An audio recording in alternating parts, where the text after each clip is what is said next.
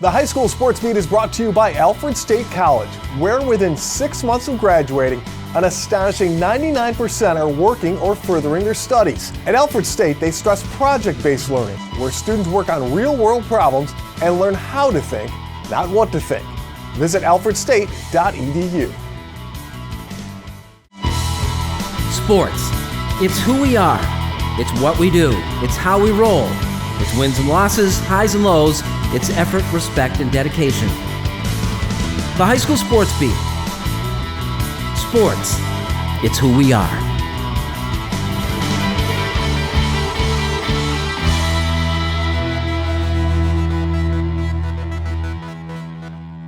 Hello, everyone, and thank you for joining us on the High School Sports Beat, brought to you by Alfred State College. I'm Dave Yates. We begin our look at Section 5 sports this week with our opening story, brought to you by Sticky Lips Barbecue and Juke Joint. Sticky Lips Barbecue Juke Joint, New York State's largest barbecue restaurant right here in Rochester. See our menu and live music calendar at StickyLipsBBQ.com. Sticky Lips BBQ, Jefferson Road in Henrietta. We'll start this week with a look at one of Section 5's best golfers. He's Jeremy Summerson of Victor. And as Paul Gotham found out, Jeremy, now in his senior season, has a complete game. The Victor Blue Devils golf team is looking to win its second Section 5 title in 3 years. Leading the way is senior Jeremy Summerson. A member of the varsity squad since his 8th grade season, Summerson leads all of Monroe County with a match average of 35.8. He has shot even or under par in 4 of 8 matches, including a season-low 3 under par 32 on the front 9 at the Country Club of Rochester. I think one of the things that really separates him is just how great of a kid he is. He's a really quality individual. He's one of the top performers academically in our building, but he really is just a really kind human being, and I think that's really kept things in perspective for him as a golfer, and realizing that he's going to have some bad holes, he's going to make some bogeys here and there, but ultimately at the end of the day it's about what type of person I am and what type of teammate I am. His teammates love him too. He's not a kid that is just all about Jeremy, it's all about the team first. So Towson's very lucky to be picking him up. Summerson was Division Player of the Year in 2017 and Co-Player of the Year in 2018. He also received All-State recognition last season when he averaged a Victor program best 37.2 on the course. The Rochester District Golf Association named Summerson its 2018 Junior Player of the Year. He joins a list which includes Don Bazzelli, Gavin Hall, and Will Thompson. His strength on the course? I can hit the ball pretty far. That's definitely a strength of mine. My short game has gotten a lot better over the years. That's been one big area of improvement in my game. I've been pretty accurate this year so far, but distance off the tee and being able to have short wedges in my hand to stick them close has really helped me out so far this year. My swing is my swing. I can get that dialed in pretty easily. It's short game that requires the most of the work. Whenever I go to practice, it's usually an hour to a short game. It's rarely hitting, smacking golf balls on the range. Jeremy's strength is certainly the long ball. He pounds it off the tee. He's certainly built to hit the ball a long ways. He uses those levers. He's a pretty smart kid too, so he understands the physics. He understands the swing, so he's getting maximal potential out of everything that he does. That's not to say his short game is a weakness. Honing that short game, though? It's usually about half an hour of putting or so, and then at my range at Cobblestone Creek, which is what I'm a member of, they've got different a 50-yard post, 75, 100-yard posts, and just dialing my distances in there. That's where all the strokes are made. Getting your 75, 50-yard shots really close, then making the putts, practicing 5, 10, 15 footers, and then just chipping and putting around the green, making sure I can get up and down consistently wherever I am, whenever I am, and that's about how I practice the short game. I was actually talking to my JV coach today. One of the things we noticed about him is he's always struck it long, and the other parts of his game were kind of developing as a younger kid, and now he doesn't really have any holes in his game. He's got the ability to pound it long and play the wedges, and he can roll the ball too. So he's really done a good job of kind of understanding what's worked well for him as far as hitting the ball far. But he realized, if I want to get to that next level and I want to be competitive and I want to be one of the best players in Section 5, that I've got to be able to have multi-facets to my game, and he has certainly done that. Next year, he will head south to Maryland, where he will attend Towson State on an athletic scholarship. Coach Larkin down there was, he's awesome. He graded me great down there. I love the program. Great facilities down there. You can basically practice whenever you want to year-round. It's a little south of Rochester, so much nicer winters. Hopefully I can play golf 8 or 9 months of the year instead of the usual 5 or 6 here. So that was also a big factor. It's pretty exciting for, I think, our program, not just me as a coach, but our program, because we've kind of come along in the last 10 years, and we're starting to see a few more kids each year make it to that next level. We've had a handful of Division III players, a couple Division II players, and now he's our second Division I player, at least since the era I've been coaching over the last 10 years. So it's pretty exciting to see these guys work so hard and reach some of their goals. For now, Summerson and his Victor teammates are focused on another sectional title. Win sectionals. I mean, it's Victor's program right now is in a pretty good state, I'd say. We've got great golfers on our program. We've got a really, depth roster. All 9 guys can go out and shoot a big number and a good number. We all want to win sectionals. At the beginning of the season, we had 3 goals. It was win the league title, which we're doing right now, stay undefeated, and win sectionals. We got the title back in 2017, which was our first year winning sectionals at Victor, and we'd love to bring it back in 2019. From Ravenwood Country Club, this is Paul Gotham with the High School Sports Beat, brought to you by Alfred State College. Well, coming up next, Paul rejoins us for the Duncan High School Notebook. We'll have that and more when the High School Sports Beat, brought to you by Alfred State College, returns.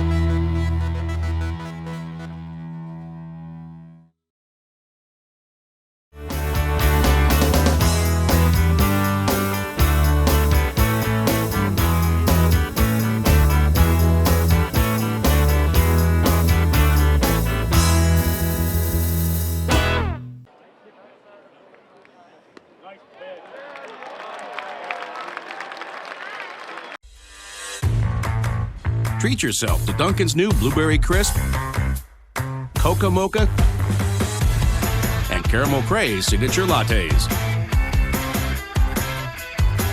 America runs on Dunkin'.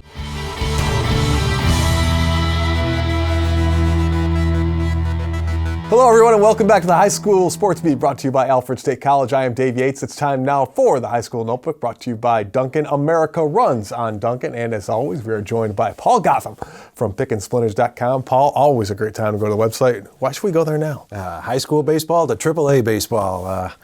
You're going to get all your standings and your local leaders for all the high school teams. We got junior college, Monroe Community College. You got your local Division III and the Red Wings coverage, all on Pick and Splinters. Well, the NFL draft just wrapped up. Some guys not really getting drafted, but at least some guys from Section 5 getting some looks. It's great to see not just 1, not 2, but 4 guys from Section 5 teams garnering attention in the NFL. None of them get drafted. We get 2 free agent signings. Another couple guys are invited to rookie camps, but it's pretty cool to see, guys like Jermaine Ponder, Zaril Hendrick, he's not related to Jimmy. Zaril Hendrick, Marquise Young, and Micah Wright all getting attention there with the NFL. So it's great to see those guys having those levels of success. Let's talk baseball now. Let's talk about some performances recently that stood out for you. It stood out to a lot of people is Casey Sauke's performance recently against Pittsford Mendon. The kid goes 3 for 4, intentional walk, and his final at bat is a bomb home run. The young man finishes the day with 9 total bases. He starts off the game with a triple to dead center, has a double later on, and then finishes up with the winning home run. And people talk about how baseball is a slow game. I don't think it was a slow game for Jeff Amoroso, the Mendon coach, when he had to make the decision in the bottom of the 8th inning to whether he was going to pitch Casey or not, because they already had a runner on first. You walk him, 1 out, and you've got the winning run now down at second, and Jason Russell is behind Casey Sauke in the lineup. He's a good RBI guy. You are basically inviting, you've got it's a pick your poison, but you're inviting defeat, and I'm sure for Jeff that was really moving along pretty quickly there when he had to make that decision. So great performance at the plate. How about there was one on the mound as well? Trent Wasserman, and a lot of people forget about Trent. Last year, Canandaigua goes to the state semifinals. In the quarterfinals of the sectionals, Trent threw a complete game, lost 1-0 to Canandaigua. That was the closest anybody, and that's the least amount of runs that Canandaigua scored in the postseason, by the way. Trent, earlier on, 1 run against Pittsford Sutherland, kind of runs out of gas in the 7th inning. Brighton still ends up beating Sutherland. A lot of pitchers are going to run out of gas in April in the 7th inning, but Trent Wasserman, Casey Sauke, middle of May, are going to be facing off against each other. And while I'm not encouraging us to pander to casual fans, I'm looking at you, the NFL, but the casual fans should really start to come out and see these kids play, because Casey Sauke, as we know, University of Virginia commit. Trent Wasserman's going to go to Niagara County next year. These are kids that are going to continue their careers, or these are kids that we're going to be talking about for a few years beyond college, beyond high school. Oh, that's great.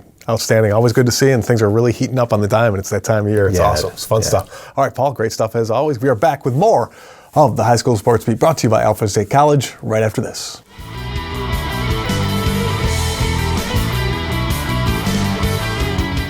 Coming up next, the Making the Grade nominee with Kyle O'Gara, and later, you might recognize this Spencerport softball player from the candy aisle. We'll explain that when the High School Sports Beat, brought to you by Alfred State College, continues.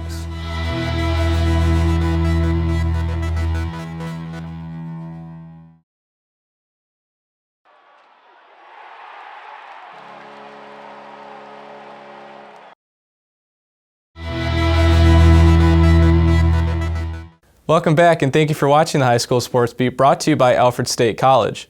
Hit the ground running at alfredstate.edu. I'm Kyle O'Gara. Making the grade this week is World of Inquiry senior Jasmine Breedy. Jasmine plays volleyball, softball, and bowls for the Griffins. Jasmine has played softball since 7th grade at School 58. Jasmine's dedication to the sport earned her 3 team MVPs and the Most Exceptional Athlete Award in the 2017-18 season. Jasmine has been named Urban League Black Scholar for 2 years, is part of the National Honor Society, and has a 4.25 GPA. This week, Jasmine Breedy is making the grade. If you have a student in mind for our Making the Grade segment, we want your nominations. Send them into info@classywolf.com. And now here's Dave with the McArdle Section 5 Spotlight. Thanks, Kyle. Here are some of the athletes, teams, and coaches making news in this week's Section 5 Spotlight, brought to you by McArdle's in Fairport. Come home to McArdle's. Mcquade Baseball improved to 11-0 with a one-hit shutout by Hunter Walsh, defeating St. Joe's from Section 6.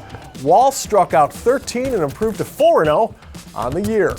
Hilton grad Yanni Diakomahalis continues an incredible run by winning the U.S. Open Championship, beating an Olympian, last year's Open champ and 2-time Hodge winner, all in a row. Yanni will now represent the U.S. in the World Championships at 65 kilograms. And finally, Victor's T.D. Yerlin at Yale set a D1 men's record by winning 26 of 26 faceoffs versus Harvard. A perfect day for one of the nation's best at the faceoff. Well, up next, one of the Rangers softball players is in the big leagues. We'll have that story when the High School Sports Beat, brought to you by Alfred State College, continues.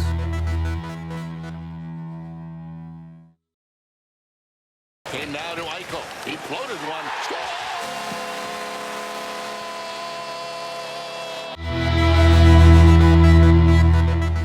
Hello, everyone, and thanks once again for joining us on the High School Sports Beat, brought to you by Alfred State College.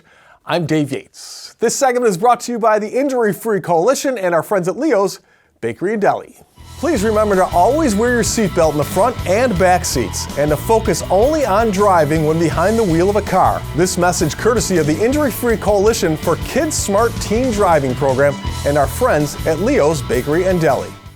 Big League Chew brand bubblegum was introduced in 1980 and up until last year had never had a female on the packaging. That's changed now, and the first girl featured is Alayna Berry, a member of the Spencerport softball team. And here to catch your first pitch tonight, Alayna's grandfather, none other than Red Wings Hall of Famer, Bobby Bonner. When Alayna Berry threw out the first pitch of the Red Wings home opener, there were a lot of people in the stands who weren't aware of who she was. They were more likely to recognize the man catching the pitch, Red Wing Hall of Famer Bob Bonner, who happens to be her grandfather. But Alayna's claim to fame is, I guess you could say, blowing up. Earlier this year, she became the first female to be represented on packages of Big League Chew bubblegum. It's something that has taken on a life of its own. A chance to send a message to girls everywhere that their big league dreams are just as attainable as any boys. Definitely, yeah. Females are empowering and growing, and it's very important that we spread that, because there's only been males, and so to have a female, it's great, and it's great that I'm representing it. It's like a big experience. And I think that hopefully it will continue to inspire girls and empower women, and hopefully more companies will continue to allow women to represent them. Because like I tell my daughter, girls can do anything boys can do. You know, she's a hard worker. She always has a smile on her face. I'd say sometimes she's a little bit harder on herself than she has to be, but she's getting to it. I mean, she's still young. She's a sophomore, she's a second year on varsity. She's grown up a lot. The whole experience has thrust Alayna into a spotlight that she never expected, but has come to realize how important it is. It's crazy. I'm so honored and humbled to just represent and be a role model. It's crazy. She smiles, talks to other girls. We have opening day at Little League on Saturday. She's going to throw out the pitch, and she's going to help announce the game. She always gives back. She's almost perfect for the situation, just because she's always smiling, always happy. You know, she's also kind of shy. She's not used to having all this attention on her, but I mean, she's handling it a lot better than I would, that's for sure. How are her teammates handling it? Is it a tongue-in-cheek kind of thing, or is it kind of like, this is cool? They know it's cool just because it's history, you know? No female's ever been on the cover, so they appreciate that, because, I mean, they live softball. They live and breathe it, and it's always been kind of off the backside, and now the girls are getting represented well, and you know, it's cool to look on Twitter and seeing little girls holding the pouches up, and you know, you feel good, and then you actually have a connection to it, so it's actually super special. I think that it's been making her understand what a big deal it is, and understand that she needs to with any sort of media, it becomes there's some responsibility behind it, and she needs to make sure that she's a good role model and working hard. And I think it's actually upped her game, and I think she's been playing harder and been more serious about the game of softball, and I love it. I think it's great. And how about that Hall of Famer who got to catch the first pitch? He's pretty impressed. Oh, that was awesome, just to be able to be here and be a part of this. And, you know, Rochester's been one of my favorite places in the world to play. Love the Red Wings, and to have my granddaughter throw the pitch out to me and finally get to be behind the plate. You know, I've played every position but that one, so it was kind of cool. Yeah. All right, ready, let's go. Now. Oh, fuck it. Another cool thing on the Spencerport roster this year is the Bronco Sisters. Now, last week we showed you a story from a few years ago that profiled Sydney and Maddie. Well, don't look now, but there's a third. Freshman Lily rounds out the trio. It's amazing. I wouldn't want to play with anybody else. Is it ever offering of any conflicts or any? I mean, your sisters, the dinner table gets a bit heated sometimes, but we usually hash everything out, so they're great. It's really special. I mean, having my older and younger sister both here, it's great, like, support by both of them, and I love to see them grow as, like, a player. So it's really cool to have them here with me. Being the newest addition comes with some pressure, but that doesn't make it any less fun. It's definitely a mixture of both, because you have the pressure of like trying to live up to the expectations, but then, you know, you just see them out there and you start laughing because they're definitely always doing something random, whether it's Madison dancing or Cindy just, you know, making faces at me, just trying to like keep me, you know, focused and in the game. Well, you know what? I thought it would be a little bit. I thought it'd be worse than it is. It's great, actually. I thought it was going to be a disaster. I'm not going to lie to you. They're all extremely talented. They all deserve to be here. They're all, and they get along great on the field. Sydney is the only senior on the Rangers roster this year, which means that last home game will be even more special. Maybe that's the way it's supposed to be. I mean, I don't know what I'm going to do next year. She's our only senior, so senior day is going to be pretty special. It's going to be all for her, but she's given so much to the program and back, and helps everybody. I mean, I enjoyed my whole time, my whole softball career, and watching it slowly close out is a bit sad, but got to move on to other things, so. 5 years ago when we did a feature on the Broncos, there was Lily doing a flip for the camera. Well, there's still a Lily catching air, teammate Lily Sack.